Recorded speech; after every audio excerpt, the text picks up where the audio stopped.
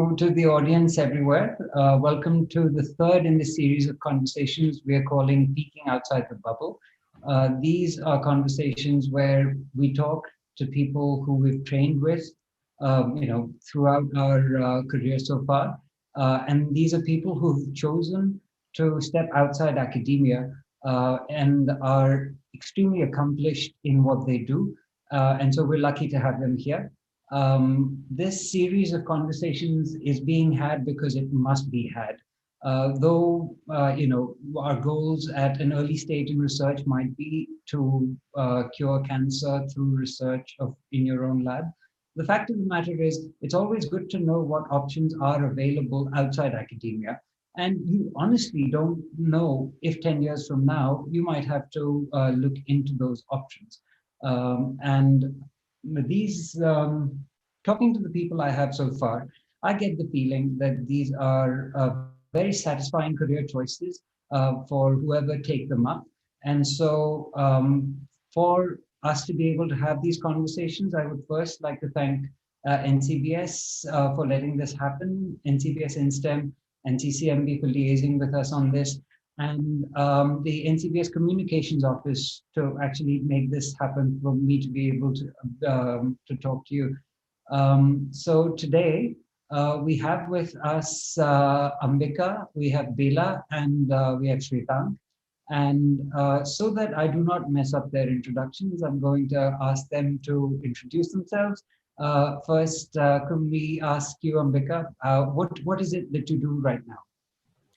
Okay, so as you know, I'm Ambika, and right now I am the Deputy Scientific Attache at the French Embassy in India. And together with the Attache, we are a team of two. We are an antenna of the scientific division of the embassy in Bangalore. So we manage the south of India in terms of scientific and university cooperation, just not the academic world, but also the research and development in R&Ds as well between India and France.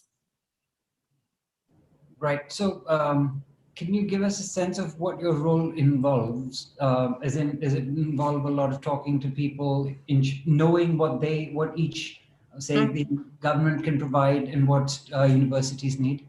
Right. So we are sort of the interface between a lot of people, between scientists and the government, between scientists and the students and the government. So we have different layers here. So one major layer is student mobility, where we actually help students to go and do their masters and their research in France, PhD in France or postdoc. And the other layer is where we deal with the scientists who are working in Indian institutions or in French institutions to talk to each other. So we are in some way sort of like matchmakers, which help people identify. And then, the collaboration of India between India and France in science dates back to like many, many years back. So there are very powerful partnerships which exist in India and in France in that way. So we sort of help to strengthen these bonds and, create new branches for the interactions and things like that.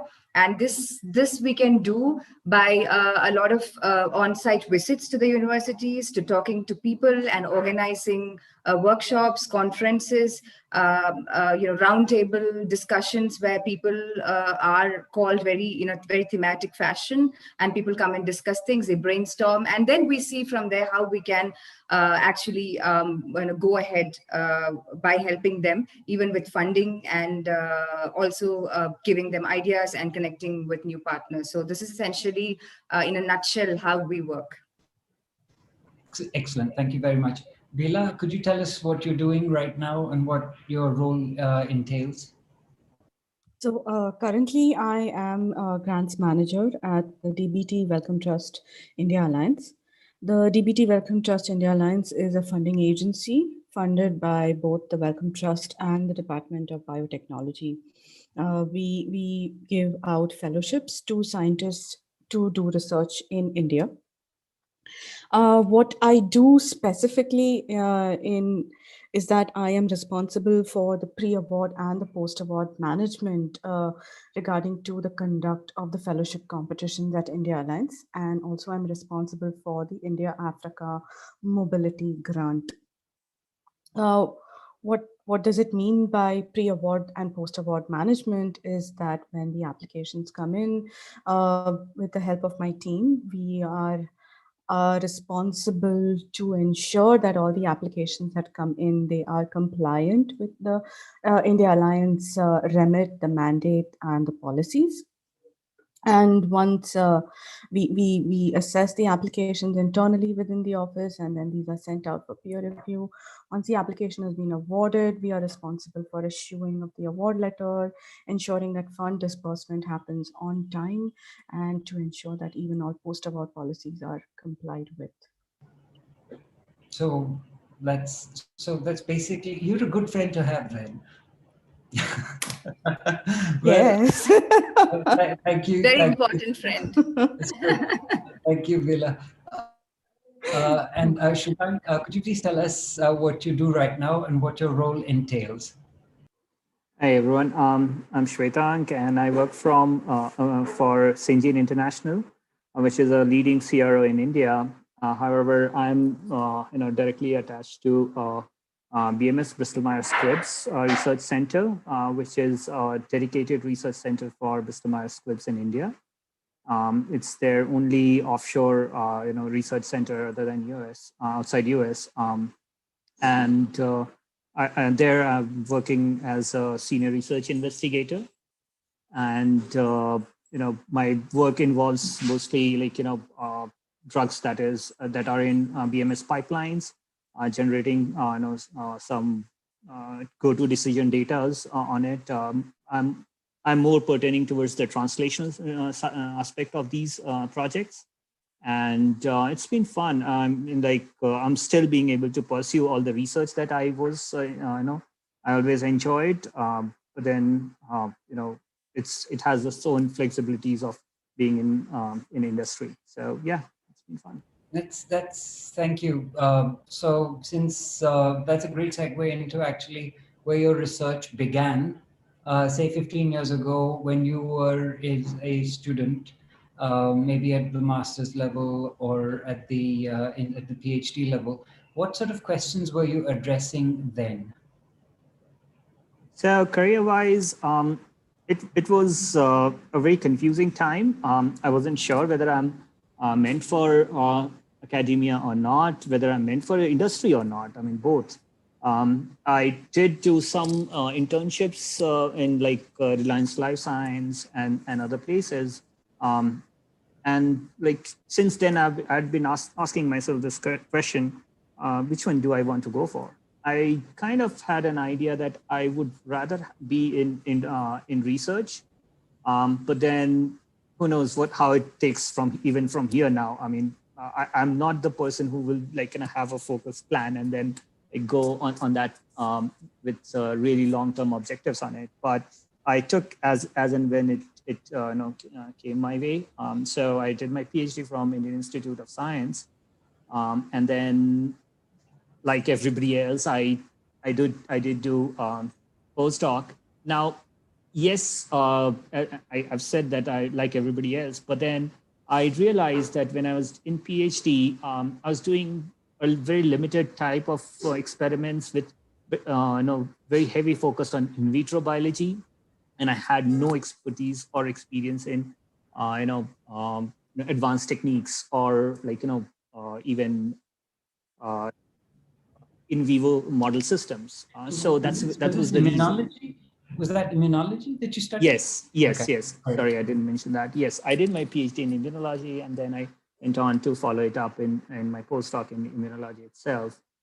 Slightly changing the topics in the questions here and there, but then throughout my career, I also was really curious about what all I can get and learn and do. So even during my postdoc, although my lab was working on T cell biology and encephalitis kind of viral infection, I was always looking out for opportunities to collaborate more, and then ended up working with labs which were working on autoimmunity because for some techniques that I knew and I could help them with. So with that enriched my portfolio, and that's what helped me to transition into the industry. Right. Thank you, Shwetank. Bela, could you tell us what your research started with and what sort of scientific questions have you addressed in your career? So in my PhD, which was at Tata Institute of Fundamental Research in Bombay, I worked on the role of cytoskeletal.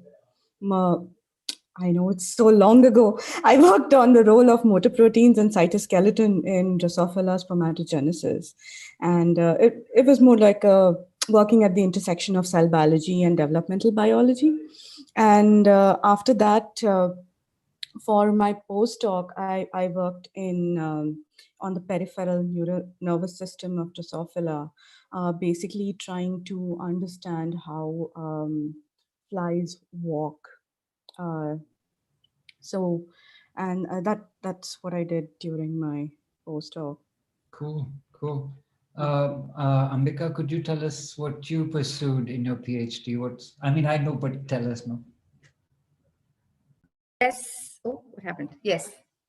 You can hear me, right? Okay.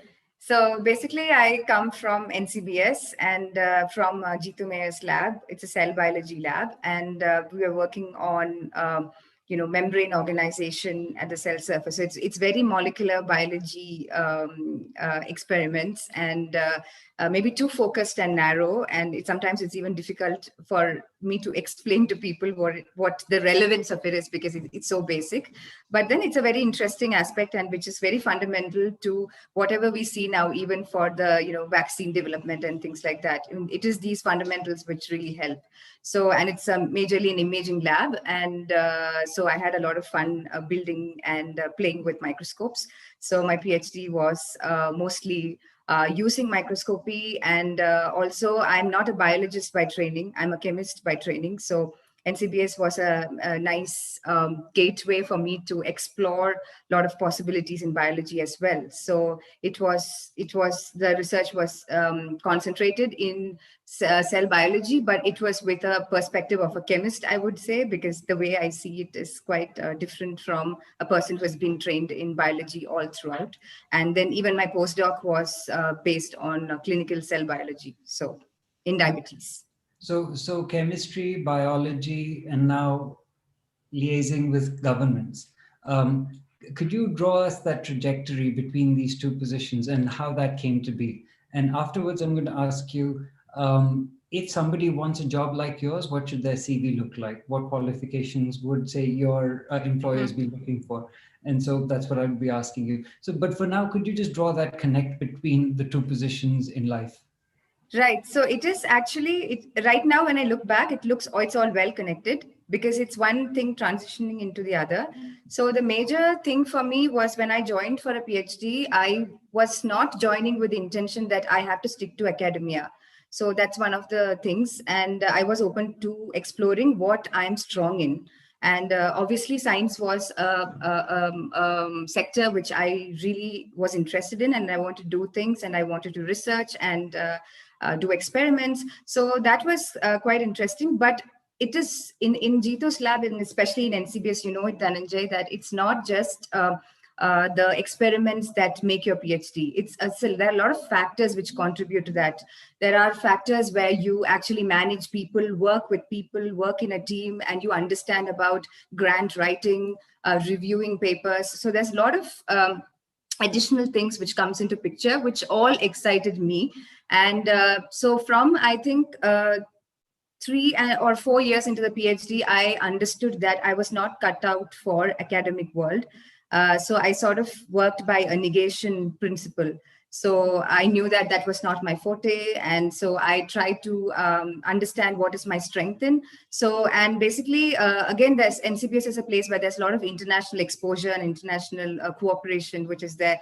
And especially with France, there's a lot of things to do. And my lab was also working with Thomas Lequis's lab in France. So we sort of, it was sort of intriguing for me how this whole international cooperation work and, the management and the kind of, holding the threads together work. So again, when I went for my postdoc, it was a very complicated postdoc with NCBS, St. John's, Cambridge. So again, it involved a lot of dialogues between people working from different sectors. And of course, the international exposure adds to it.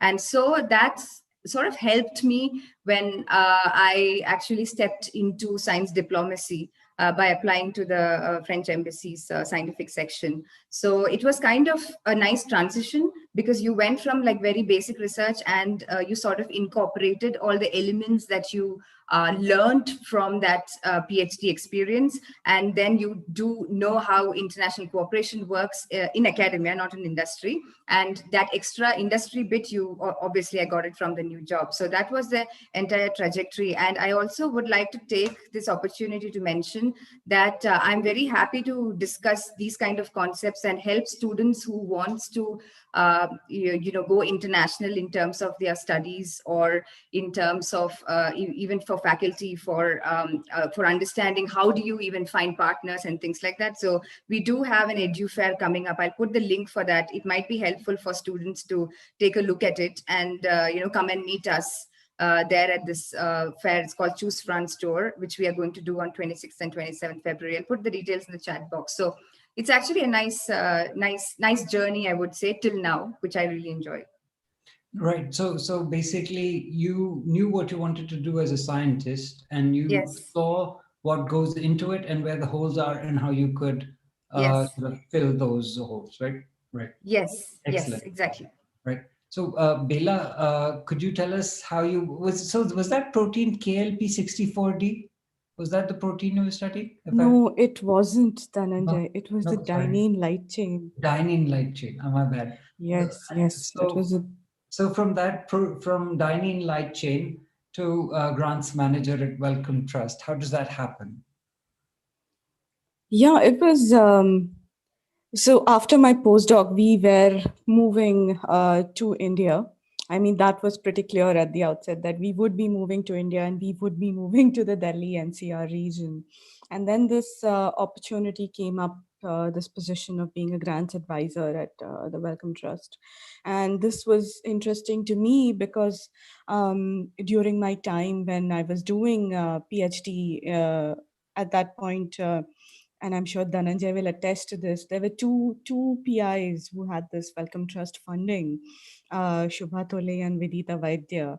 And, for me, the contrast was so huge, like the kind of flexibility that Shubha and Vidita had, the kind of science that they could do with that much of money. To me, it was really, the contrast was very evident. And when this opportunity came up, I really wanted to be a part of this, to facilitate this Wellcome Trust funding with their flexibility. I wanted to be a part of that, of bringing that to India, which is when I signed up to be at this organization. Yeah. Right. So, okay. So there was an active choice involved in that. Yes. You wanted to do this and you pursued it because you could clearly see it would make an impact. Yes. Right. Yeah, I would say that it was a little bit of both. There was a personal choice and there's also this factor that I call the winds of fate. I had to be in NCR and in the Delhi NCR area, and this position just came up, which is why I applied. So. Right. Shwetank, could you tell us how you went from industrial microbiology, immunology, all the way to this position? How did that happen? So, I was clear that I wanted, after my master's, industrial microbiology was my BSc. That's where I met, we were together, me and Dhananjay. And then after that, I did my master's in biochemistry at MSc Baroda. And then, I was clear that I want to do PhD. So I joined IISc. But then after that, I was like, okay, now, is this a right place or time to guess to choose whether I want to stay in academia or go to industry? I was talking to some of the other companies at this point, whether I want to join them or not. But then, I wanted to keep my options open. I had still not made up my mind whether I want to stay in academia or not. So, I went for postdoc. Thankfully, it was a great lab, and then I had a lot of opportunity to collaborate and all that.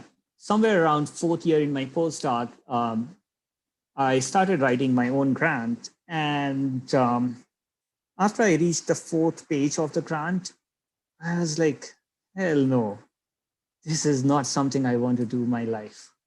I mean, it's just that moment then you realize, like, do I really want to do this? How is it that you want to like take your career path and what you want to do? Since I was always not clear whether I want to stay in academia or go to industry, I had kept my options open. And from a lot of discussions from my senior and other people, this was clearly told to me that, look, industry looks for how versatile you are, how much, how quickly you can adapt to new thing, new technique, or like change your research area all the way from oncology to autoimmunity in a quick, turnaround time. So with that, I kept looking for opportunities where I can diversify my, knowledge in immunology. I did stay in immunology, but you see, I kind of digressed from viral immunology to oncology and then autoimmunity. So that when I applied to BMS, that worked in my favor. I think they liked my application because of these different aspects that I worked on. And obviously, when for every, you should keep your eyes out for what new techniques you have access to, and keep yourself updated, and make good friends who are ready to collaborate with you. Right. So basically, and we've heard this before, where the experiments are good, finding things out is good, but everything that surrounds wet lab work can be burdensome. And there are other ways of achieving that same thrill without actually having to do that sort of grunt work. So okay, thank you, Shwetank. And then now so clearly you guys made choices as time passed. I wanted to ask you, in addition to what you just mentioned, if there are any practical concerns. I know that Bela definitely mentioned the two-body problem. Shwetank has had the two-body problem. So these are very practical concerns, at least in my mind, that one should consider. I mean, so apart from that, there are other things as well. What were they for you? Could we start with you, Bela?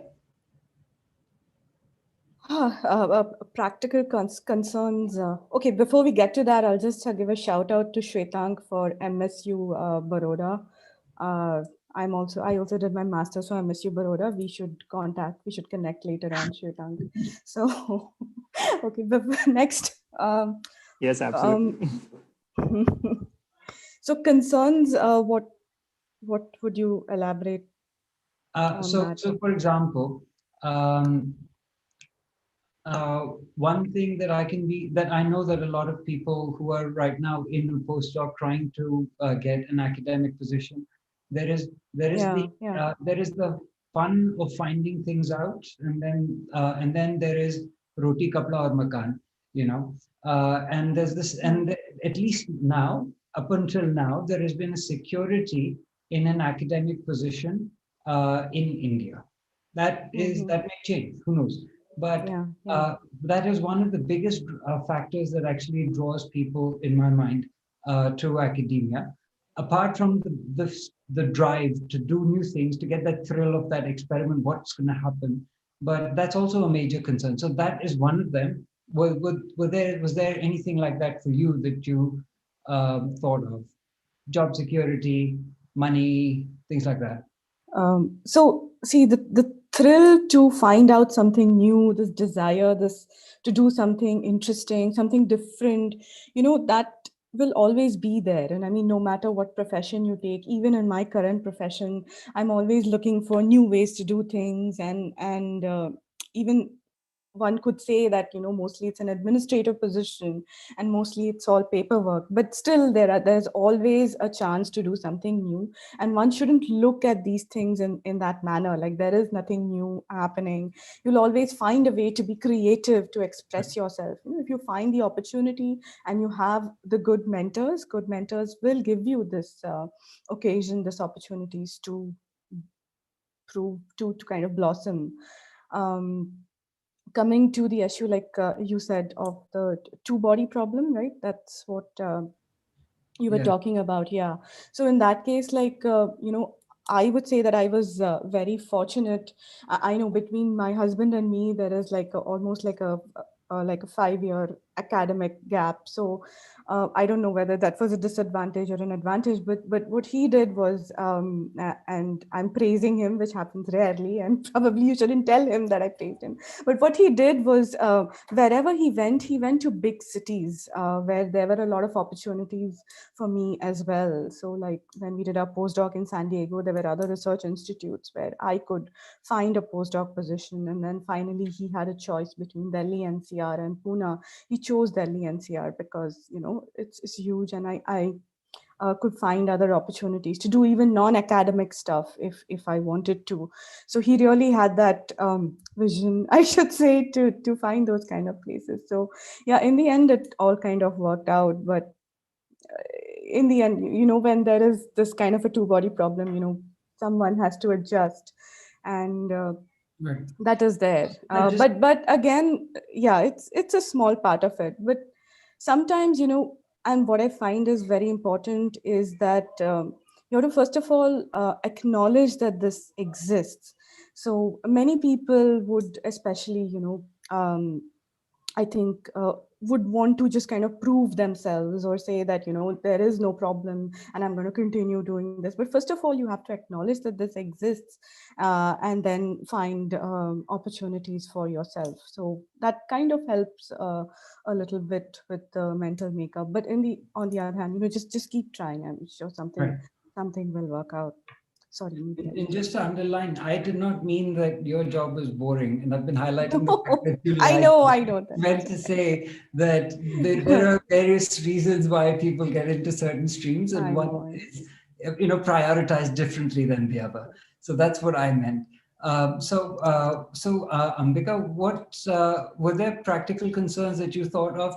And I asked this again to reiterate the fact that stepping outside academia, a environment that you are aware of, can be slightly, scary for anyone trying to make that choice. What concerns did you look at the time?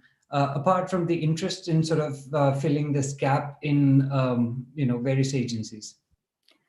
Yes, so I don't think I had practical problems the way, Bela was saying about, I didn't have a two-body problem. I was ready to go anywhere, do anything kind of a mindset. But then I think it is very difficult to arrive at a decision that if you want to step out of academia, that's the major challenge one has. Because when you are in the academia world, first of all, you didn't have so much of social media and brilliant people like you taking this initiative to bring things out in the open. So at that point, there were not many workshops also. So getting the information from what all you can do was very tough. So that is one thing. Another thing is a lot of discouragement from all ends. Like when you want to do something outside academia, the first question that I think I encountered is like, what happened? So with a very weird expression on everyone's face, as if I'm doing something really wrong, that I would make this choice only if I'm left with no choice in academia. So it's like, if your career is not going well, if you have applied to so many universities and your faculty positions are rejected, that's when you choose, when you think about other options. I don't think it should work like that. It should work in a way where you make use of your strengths and you make choices when you have choices. You have to make the choice. It's not like destiny makes a choice for you kind of a thing. So I think that was a major problem, that kind of feedback which is quite negative in with respect to people, and I get it from people around me. I got it from my family, saying, because my parents are also in academia, so I did get a lot of flack for applying for this position, saying that, you know, you shouldn't do this and things like that. But then, me being me, I'm very stern when I want to do something, and I know what exactly I want to do. So what I would like to say to the people who are apprehensive of doing things like this, which is quite shifting gears kind of a things. And then if you are faced with a lot of apprehensions by other people, do not worry at all. Just go ahead and do what you want, because ultimately you have to be happy. You can't be trying to fit yourself into a job where you don't really fit at all. You have to do it with passion, with your strengths, and at the end of the day, you should be really happy doing what you're doing. So just don't listen to anyone. Just do what your heart says. That's it. So this is one question to all three of you right now. Are you happy where you are at the moment? Who do you want to answer? I think Everyone. Bela can answer. Yes. Yes, absolutely. I'm Okay. happy. So I just wanted to second Ambika on what she said. You know, there are a lot of people who try to dissuade you, even when you get into this. Like, I have had PIs, like, you know, come to me like 2-3 years I'm into the job, and they are like, you know, you should get a postdoc, or you should try getting back into academics. I'm like, why? I'm happy here. Why are you telling me this? Right. I mean, I ask this question each time, and everyone has so far said that they're happy where they are. And I think it's important to acknowledge that there is a stigma against stepping out, which can be the source of a lot of, I think, mental stress to students and postdocs.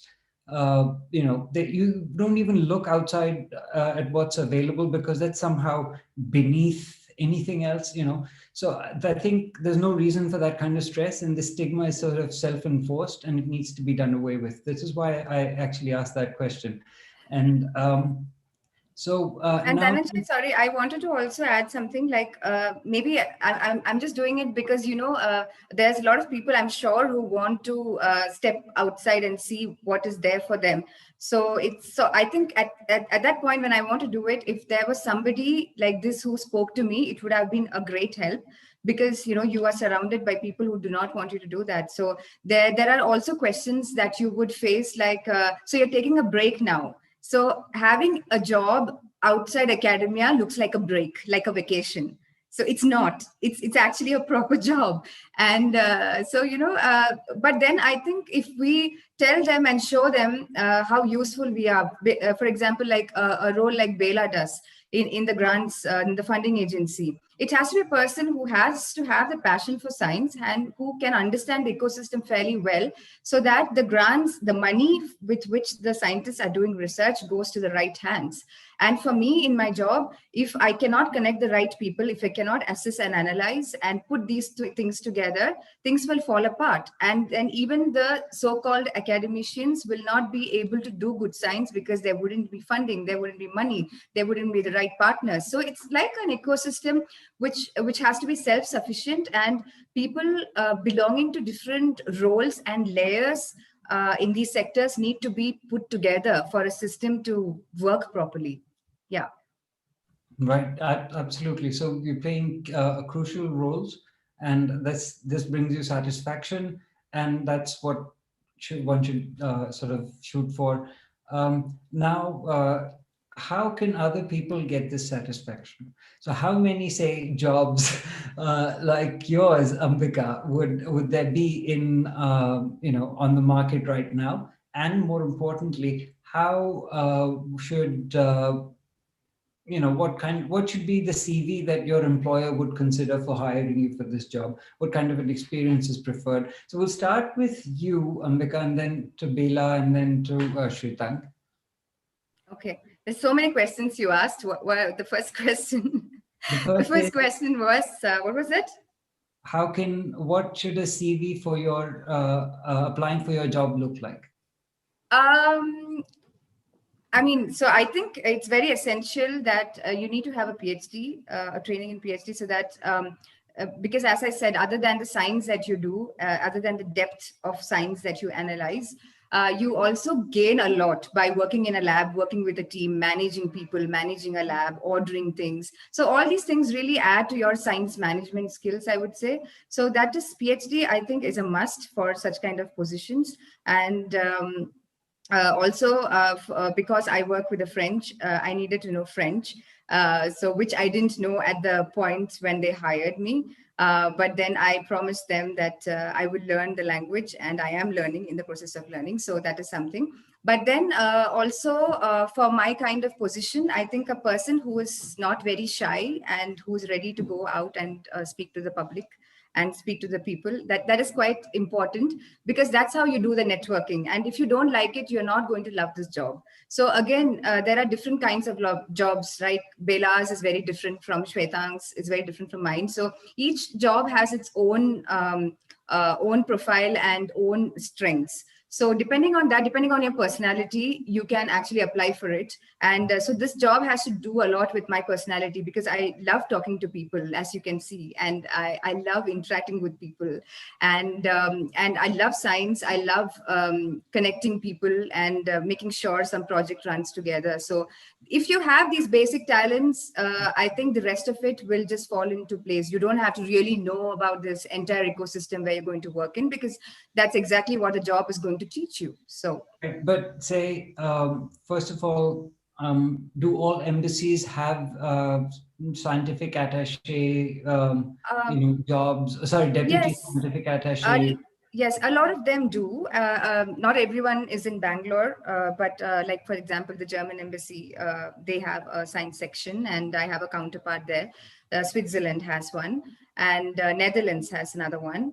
And the US embassy has, but not here, but there are. So actually, when you look for a job, you can actually go to the sites of these embassies and then keep looking, because there wouldn't be one single portal where you find these job notifications. So you'll have to, keep looking at it and connect people in LinkedIn or something like that, so that you increase your network. And the more you have network, you will have more notifications for such things, and then you just apply. And do you know if there are like internships in these positions? So somebody who wants to take to understand the positions, they can do it. Is that possible? Internship for my position, No, not sure. But no, I'm saying not. But there are not internships, like very short-term projects which you can apply. Yes. Like even we have the Science and Technology division comes under something called French Institute in India.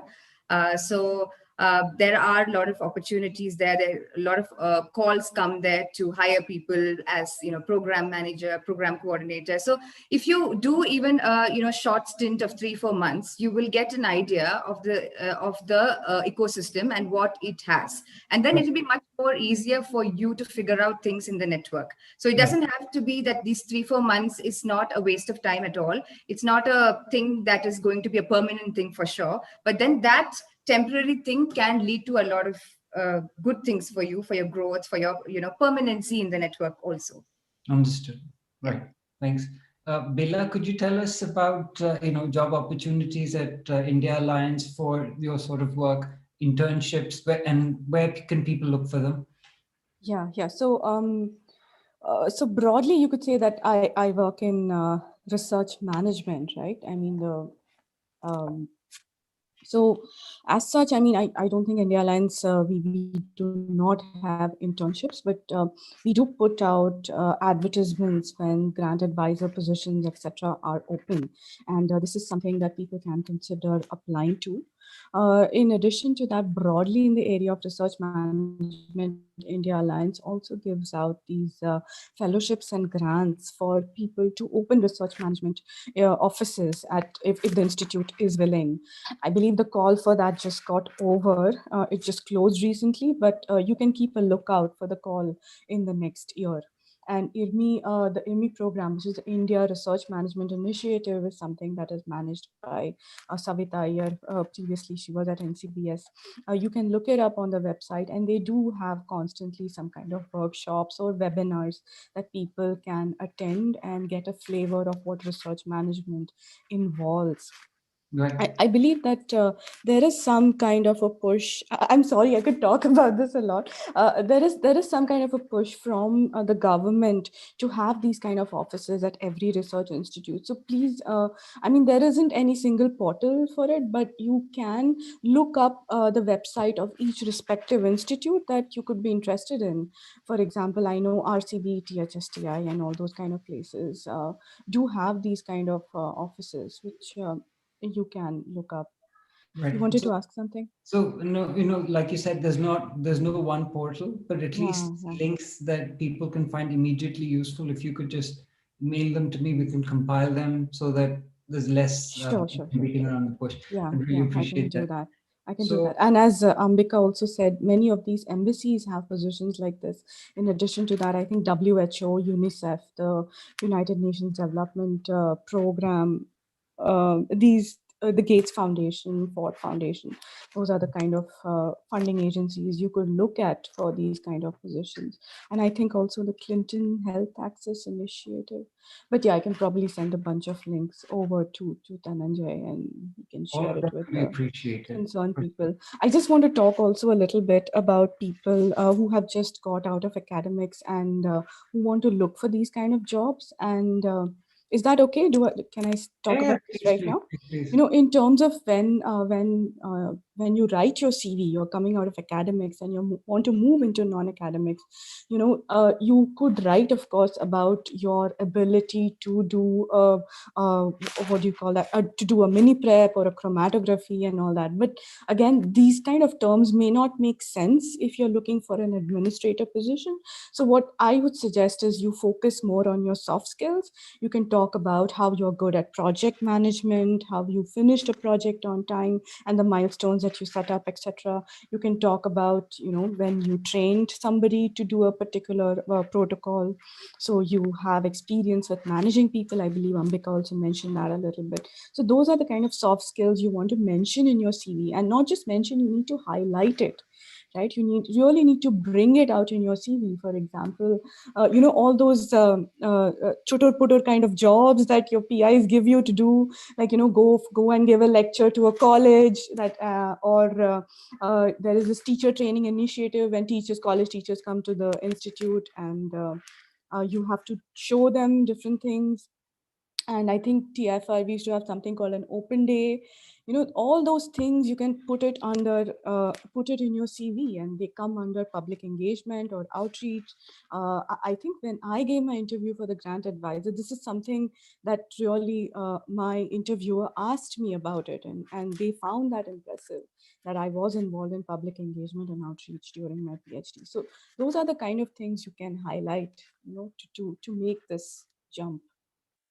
Right. So I think just to tag on to that, like you said, giving talks to colleges, the Postdoctoral Association at NCBS does that specifically so that undergraduates from around Bangalore benefit from what we know and how we think of scientific problems, and that we write on our CVs toward undergraduate like lecture series and so on. So I think.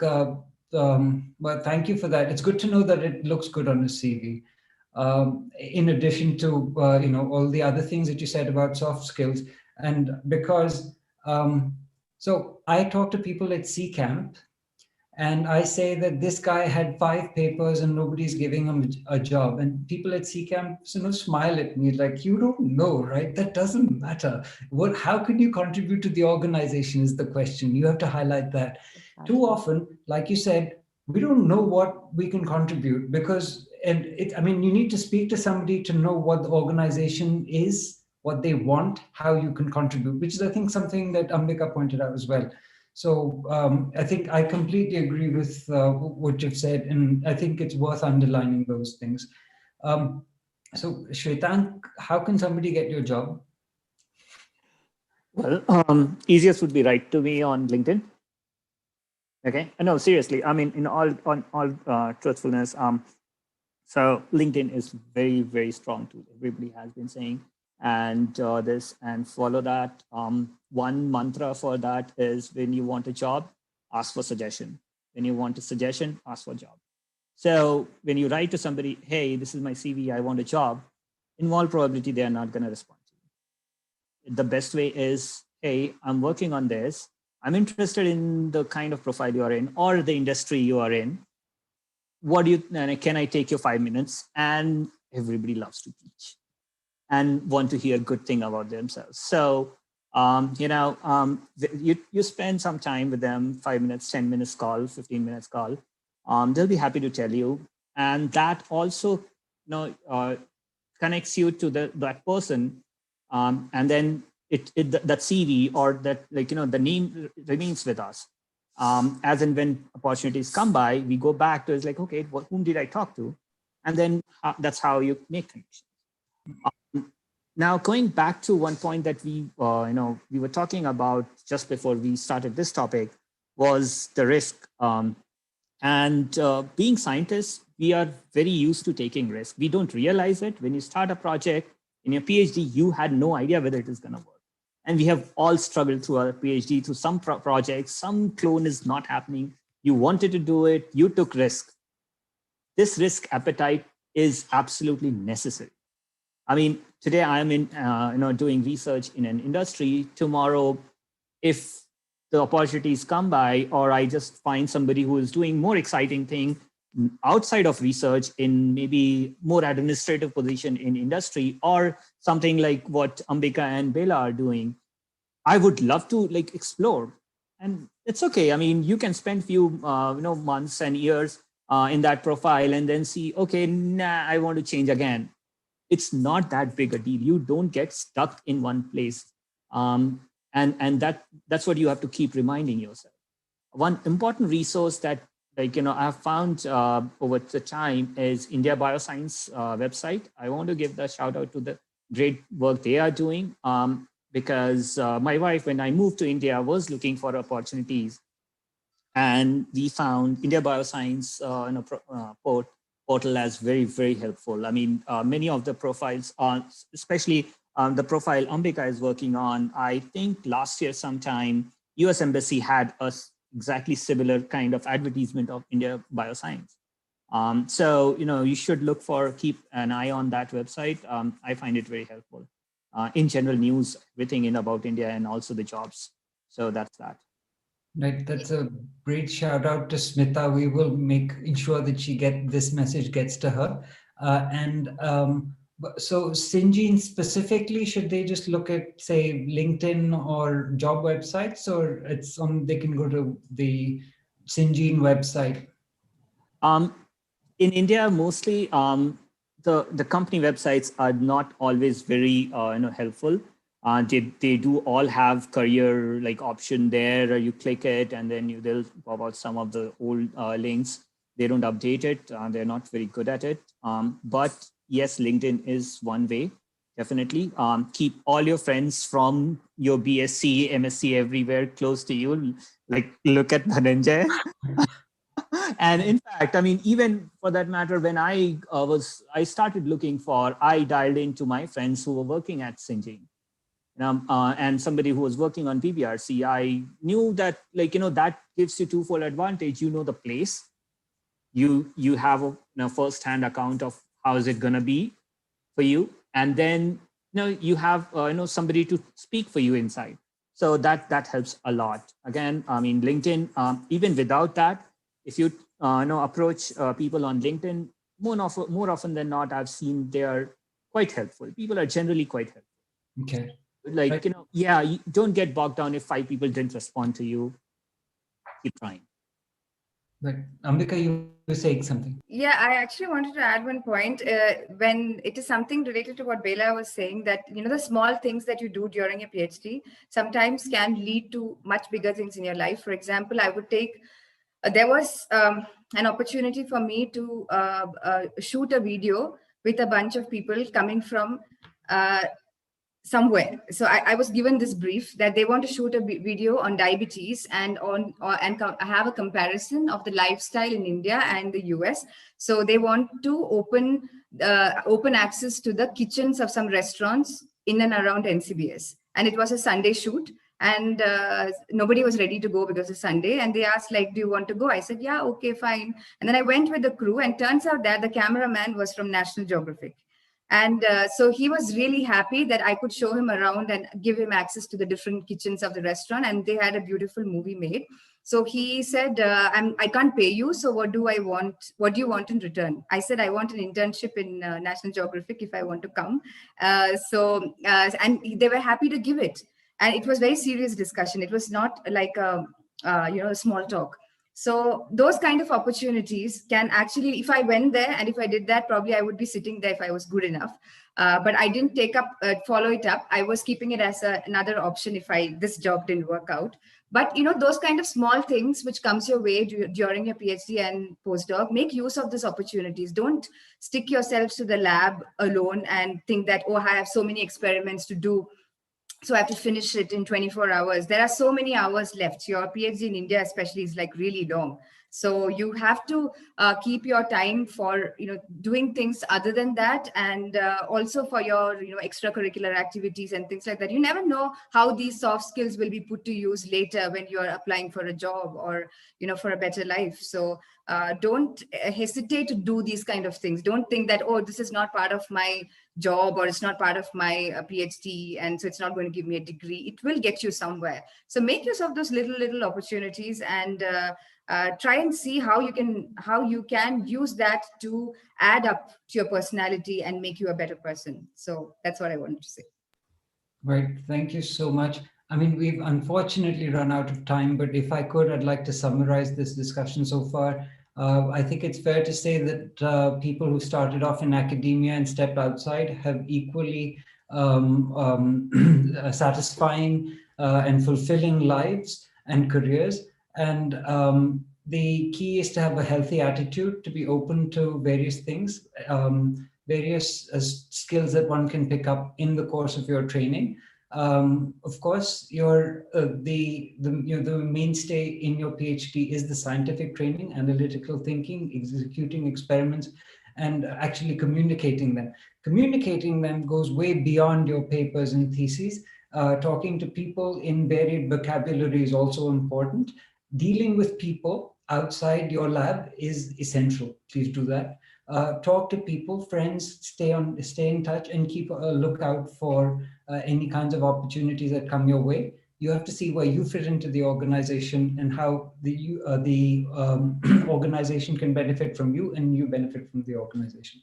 So with that, I'm sorry, but we're out of time. Otherwise, I usually ask for pearls of wisdom. Everyone is like sort of poured wisdom on right now. So I'm just going to thank you very much for being part of this discussion. It's, I think, crucial that we all have it. Hopefully, if we have enough questions accumulated from people around us, that would be extremely, we can compile them and ask you those questions. But we have one question. Maybe Bela, this is addressed to you. If you could address this in a little bit of time. It is, I believe that Wellcome Trust are one of the major supporters of arts and science projects and ideas in India. I was wondering if it is open for independent artists and scientists from diverse institutions and academic backgrounds to approach the trust directly with a proposal.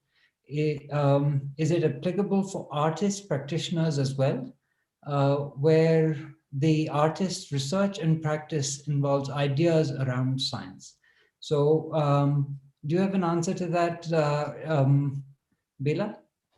Yeah. So thank you to the person who asked this question. Yes, indeed, India Alliance does support art, especially at the interface of art and science. The nature of the support tends to vary. So please do write to us to determine exactly when the next call will be and what would be the nature of the call that is going out. I would suggest that you write to info@indiaalliance.org. We are also on Twitter. You can directly ask them the question on Twitter. That is also possible. Okay. And with that, I would like to thank all of you once again and thank NCBS in STEM for allowing this to happen, and the comms office, Pavitra, who's manning the boards today. Thank you very much. And CCME for liaising with us. To the audience, you can always connect with us on Twitter at Bubble Peaking and email at peakingoutsidethebubble. gmail.com. And we'll do our best to get your questions to the right people and get the answers to you. Please help spread the word. We would really appreciate it. And that's it. Thank you very much. Thanks, Dhananjay. Right. Thank you, Dhananjay. Yeah, we forgot to thank Yes. you Thank for you having us here. Yeah, it's Yeah. a very interesting mixture, and I hope we Yeah. can keep this. And I'm also happy Let's to connect. meet, virtually with Ambika, Shwetank. Yes, Yes, absolutely. And I Pavitra. do likewise. visit. Yes. Going on to the side. Yeah. Okay. Thank you. Yeah. Let's meet. My wife is in Delhi, so when when I'm in Delhi, I'll definitely catch up with you. Yeah, definitely. Whoever's in Bangalore can come and have Yeah, a beer I'm with in me. Bangalore. So Let's catch Yeah, Dhananjay as you for can a see, treat Dhananjay next is not time. required for this conversations. we'll do it on our own. Yes, absolutely. Yeah. Thank you, Pavitra. All right. Thanks, guys. Thanks, Bye. everyone. Thank you.